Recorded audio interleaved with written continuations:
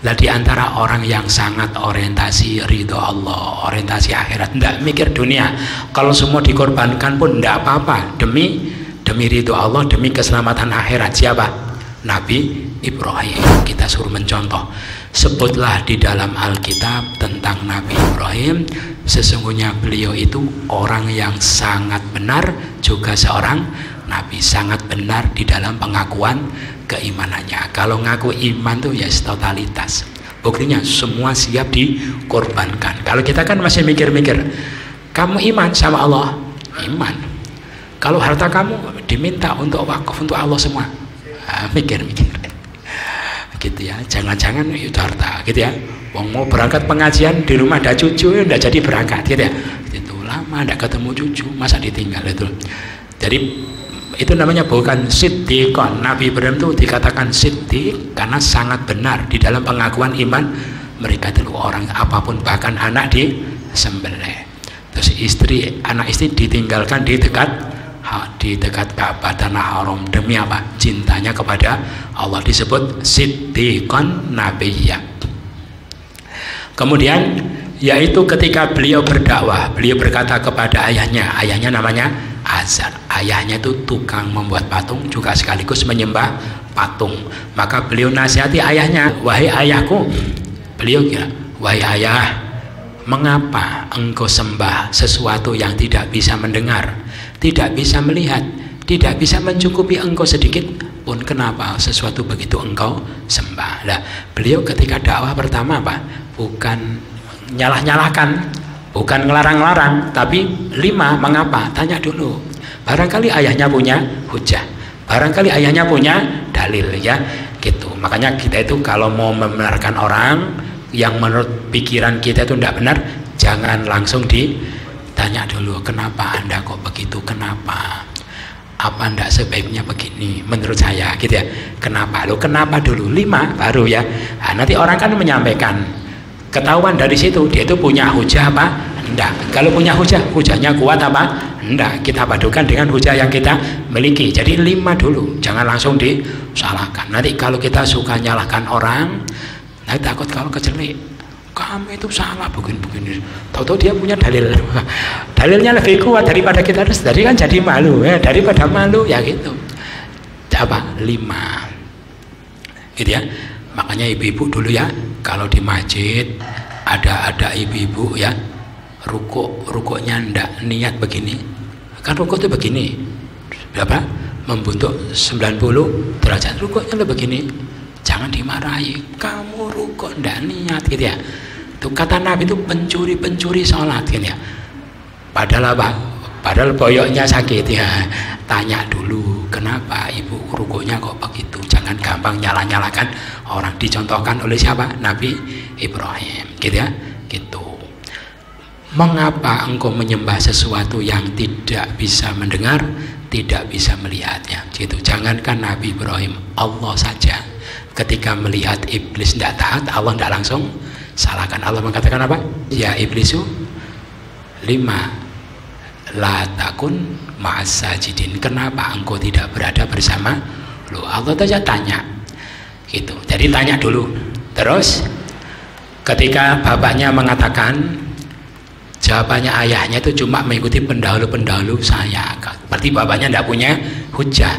Saya menyembah ini ya karena sejak dulu mbah-mbah kami yang sudah melakukan ritual seperti ini, berarti ayahnya tidak punya hujah. Maka beliau mengatakan, wahai ayahku, daripada engkau mengamalkan sesuatu yang tidak jelas seperti itu, sungguh telah datang kepadaku pengetahuan ini dari Allah, sesuatu yang belum datang pada engkau, maka ikutlah aku akan tunjuki engkau ke jalan yang lurus, gitu ya. Paham ya? Jadi ketika ditanya tidak punya hujah, baru kita sampaikan kebenaran yang kita miliki. Kalau saya tuh punya kebenaran ini, dalilnya ini, hujahnya ini, gitu. Kemudian ternyata ayahnya masih ngengkel menyembah berhala padahal tidak punya hujah. Maka wahai ayahku, engkau jangan sembah setan. Setan itu sangat durhaka kepada Allah yang maha pengasih. Jadi ketika ayahnya tetap menyembah patung-patung yang tidak ada alasannya seperti itu, tidak ada hujahnya, maka beliau katakan menyembah setan. Berarti pengertian menyembah setan itu apa? Melakukan apapun yang tidak tahu kenapa, pokoknya asal-asalan, ikut-ikutan. Makanya kita itu tidak boleh ikut setan. Kenapa? Ya sudah, mbah-mbah saya dulu juga begitu. Pokoknya harus orang Islam itu harus punya hujah. Paham ya? Kalau tidak tahu, diyakini benar tapi tidak jelas, itu namanya menyembah setan. Naudzubillah min dzalik. Makanya ada pengikut Allah, ada pengikut setan. Saya ingin jadi pengikut Allah, caranya apa? Cari ilmu. Semua yang kita yakini, yang kita amalkan, tahu dasar kebenarannya dari Allah. Berarti kita pengikut Allah. Kalau sekedarnya saja, jadi ikut setan. Paham ya? Ada orang begini, saya tuh walaupun tidak cari ilmu sudah ikut Allah. Ya ikut menurut versinya dia. Kalau ikut Allah harus alim, harus tahu, harus punya ilmu. Paham ya? Kan mencari ilmu itu wajib. Nanti kalau alasan saya tidak tahu, ya Allah tidak ngerti, disalahkan. Kenapa kamu tidak tahu? Makanya kalau orang itu melakukan salah karena tidak tahu, itu dosanya berapa? Kamu sholat kok begitu, rukun sujud kan 7, kakimu itu kok begini, akhirnya sholatmu tidak sah. Di akhirat ditanya, di dunia tidak tahu. Ya Allah saya tidak tahu, kalau sujud itu kakinya harus itu kok begini, jari-jari kakinya. Terus gimana? Loh, kenapa kamu tidak tahu? Jadi salahnya berapa? 2. Tidak tahu itu adalah dosa. Kenapa tidak tahu? Kan mestinya tahu. Jadi salahnya 2. Salah melanggar aturan. Yang kedua, salah karena tidak tahu. Karena mencari ilmu itu wajib. Terus berikutnya, terus Nabi Ibrahim bilang sama ayahnya, wahai ayahku, saya takut, saya khawatir kalau akan menyentuh engkau siksa dari Ar-Rahman.